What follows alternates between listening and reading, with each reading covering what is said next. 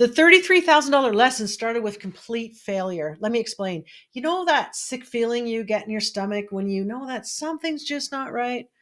That's exactly how I felt sitting there alone in my home office, staring at my computer screen after my first webinar that I ever did ended. The house was completely quiet, almost too quiet, as I faced the brutal reality. Not a single sale, not even one. So I'd love to tell you how I handled it, that I handled it gracefully, but honestly, I didn't. I shut my laptop, walked into my kitchen, and I was so stressed out, I ate an entire bag of chips while fighting back tears. And after all those weeks of preparation, perfecting my slides, practicing my presentation till my throat was so sore, and then what did I have to show for it? A big, fat zero. Nada. Zilch. So, has that ever happened to you? Let me know in the comments if you had some kind of failure in your business, you had a setback. And I do read every comment, and I want to do an ethical bribe here. Special bonus, as you like, comment, and subscribe to my channel, I'll give you a checklist of all the things I did to turn the ship around and create presentations that bring in figures. One webinar that I did brought in 800,000 in 6 months. I call it the six-figure presentation checklist.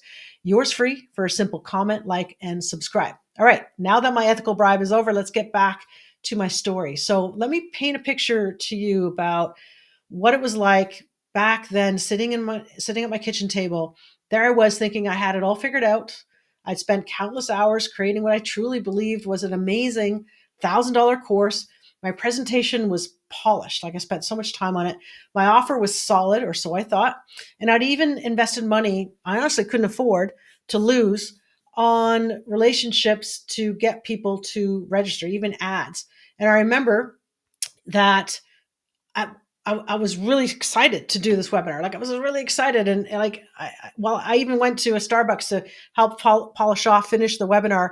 And I couldn't even finish my oat milk latte because I was like, oh, this is going to be so good. Like, I want to get back and polish it off more at home with the better internet connection and quiet, and let's do it. So, because you see, I watched all these other entrepreneurs crushing it with their webinars. I kept hearing about that, and they made it look so effortless. And that's why I was so excited that, I just wanted to hop on, share some value, and make an offer and let the sales roll in, right? And I generally thought, like, how hard could this be? Oh my goodness, I didn't know what I was in for. The worst part wasn't even the lack of sales. It was that the voice in my head, that one whispering that maybe I wasn't cut out for this. Do you ever get that? Maybe I should just go back to my comfort zone and try to build something bigger, or go work for someone else, go back to corporate, go get a job. You know, I'm sure you've had that feeling sometime before, right? But here's the thing, and this is what I really want you to hear. That complete and utter failure turned out to be the best thing that could have happened to me, because it forced me to face a truth that would eventually transform everything. Success isn't about getting it right the first time. It's about having the guts to analyze what went wrong, the humility to ask for help, and the persistence to try again. That first failed webinar, it became the foundation that would eventually grow into $100,000 a month without spending a dime on ads. And I'm not talking about some complicated, impossible to replicate strategy. I'm talking about real, sustainable success that came from learning from my mistakes and refusing to give up. Look, I know there are people watching this right now who might be in that exact same place I was. Maybe you're sitting there after your own failed launch or failed webinar, or maybe an email series didn't work out like you wanted to, and you're questioning everything right now. Maybe you're hesitating to even start because you're afraid of falling flat on your face. I get it. I've been there. And that's exactly why I'm sharing this story with you today, because what happened next changed everything. And I want you to know it can change everything for you. So here's what happened next. After that first failed webinar, I did what any rational entrepreneur would do. I waited 3 days. I wallowed in self pity before finally kind of licking my wounds, before finally reaching out to a friend who'd been successful with webinars over coffee and, yes, more stress eating. I confessed everything. He listened patiently and then said something that hit me like a ton of bricks. The fact that you failed means you're actually doing something, Maria. Most people never even try. That conversation led me to make one of the scariest decisions of my entrepreneurial journey: investing in a business and presentation coach when I literally didn't have a lot of money coming in. And talk about terrifying, but something inside me knew that if I wanted different results, I needed to learn from someone who'd been there before. Someone also could be like that cheerleader for me, and someone who's walked the same path that I'm about to walk. So the first meeting with my coach was humbling. He reviewed my webinar recording, and let me tell you, it was like watching a highlight reel of everything you could possibly do wrong. I was speaking too fast. Maybe that's nervous energy. My slides were cluttered, trying to prove my expertise, and my offer presentation was confusing and too short. Classic rookie mistake. And I also included way too many bonuses. So overwhelmed, right? But here's where things got interesting. Instead of just pointing out what was wrong, we started breaking down every single element of successful webinars or presentations. And we analyzed data from each presentation, not just the sales numbers, but engagement metrics, chat interactions, and stay time rates. We tracked everything. And the transformation didn't happen overnight. My second webinar, a little bit of sales.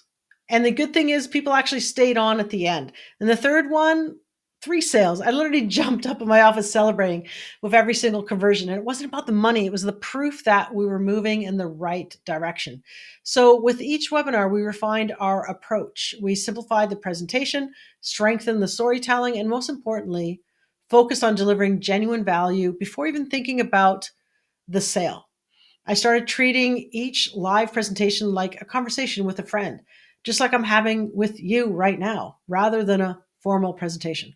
So the breakthrough came, it was around our third or fourth webinar. And, we had about 5 sales that have come in total.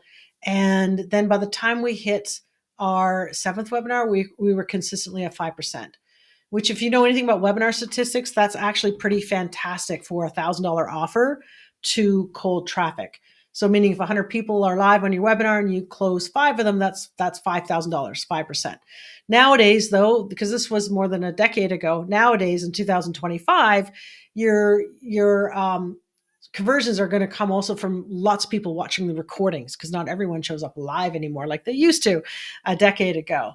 And so that was really exciting because we had now statistics to show to other kind of people that had audiences or email lists of people that would want my product. So they would promote that for me. And in exchange, I would give them 40 or 50% affiliate commission, like a commission. So for every $1,000 sale from their list, there would be $400 I would pay back to them. And so it was a no-brainer kind of situation for them to make money with me, right? So, but so I was able to have more and more live webinars. And here's what really blew my mind. We started seeing these results without spending money on ads because they were promoting it for us, right? And because when you have statistics to show to other people and show that, hey, you can make money with this, then, and you have proof of concept, then they're more willing to go, okay, sure, I'll promote you, right? And of course, I'm assuming also your stuff is good and people get results from it. So I remember sitting in my office looking at the sales notifications coming in during a webinar and feeling like something I hadn't felt during that first failed attempt. Peace. Not excitement, not anxiety, just a calm certainty that we'd finally cracked the code, and it had nothing to do with fancy tactics or manipulation. It was about showing up authentically and proving real value and making iterative changes, right? Because with the feedback, we continually changed and improved the presentation. So here's the strategic turnaround. Let me break down exactly what changed, how we turned things around. First, we completely restructured the webinar format. Instead of jumping straight into teaching, we started, because that's what I thought people wanted, right? But we started with a powerful story that addressed the biggest pain point our audience was facing. It was a story about me, the pain point I had. And it wasn't just any story. It was carefully crafted to help viewers see themselves in the journey. And then we identified 3 critical elements that were missing from my first webinar: emotional connection, clear transformation pathway, and proof of concept. So the emotional connection came from sharing my own struggles, like through story, openly and honestly. The transformation pathway meant laying out exactly how participants can get from point A to point B and how my methodology would get them there, right? And the proof of concept, we started bringing in real results from previous students and also my own results, right? And then the data analysis became our secret weapon. All right. We tracked when people dropped off during the presentation, which stories resonated most based on the chat engagement, and then what questions kept coming up repeatedly even via email, people email me, and which objections were preventing the sales to come in. So each of these metrics told us something valuable. For example, we discovered that people were most engaged during personal story segments. So we integrated more of these throughout the presentation. We found that addressing price objections early rather than waiting until the end actually increased stay time during the pitch. We also made technical improvements. The slide design became simpler. This is important, simpler, and we focused on one key point per slide. We added more white space, reduced text, and incorporated better visuals. But the real game changer was how we structured the offer itself. This is really important. A lot of times you might have an amazing presentation and people loved it, but it comes down to your offer, right? So now onward in scaling and growth. This journey taught me something crucial about scaling. It's not always about reaching more people, it's about reaching the right people more effectively. Once we had our webinar converting consistently at 5%, we focused on organic growth strategies that wouldn't compromise our connection with our audience. So we reached out to other people that had audience in their audience, people that would love my product and get benefits from it. So we simply just implemented a simple, effective communication to invite them to promote the webinar and showing them the stats. And for some people, I even sent a direct mail piece as well if I really, really wanted that person to promote my thing, right? So each webinar basically also what helped is what happens after the webinar. Fortune is in the follow-up. So each webinar was repurposed into multiple content pieces. Participants became our best marketers through genuine testimonials.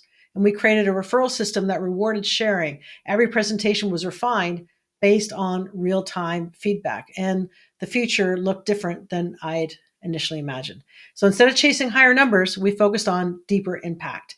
This led to something unexpected. Our students began having such dramatic results that our sales then started to explode. So one of the webinars that I've done in the past brought in 800,000 in 6 months because of taking everything I just talked about earlier in this video to future webinars started to work like a charm. And even right now, I'm promoting a new product and we're going deep with the audience, really deep, so that once we get a referral system and testimonials in place, then I know that that organic growth is going to explode. So does that make sense? I hope it does, because I hope you took notes or re-listen to this again, because this is going to help you make more impact to your business, to your life, and to others to kind of get better and better. Whether it's a sales letter you're doing, a webinar, or some kind of presentation, the better you get at it, the more people's lives you can impact, right? So the real lesson here isn't about webinars or sales techniques. It's about persistence and authenticity and entrepreneurship. The first failure could have been the end of my story. You might not be watching this video right now if I just gave up. It became the beginning of something much bigger. I reached out for help and I studied the data and I made shifts based on the data. So every failure contains the seeds of success. If you're willing to learn from it, data doesn't lie, but it needs to be balanced with human connection. Success rarely comes from doing one thing perfectly. It comes from doing many small things consistently. So the best way to serve your audience is to be genuinely yourself.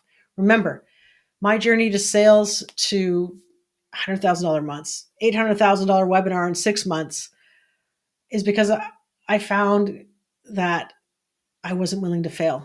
And I kept showing up for my audience and I kept analyzing and improving and testing and tweaking and improving. So if you're in that place right now where maybe nothing seems to be working, if that's happening to you, you're not alone.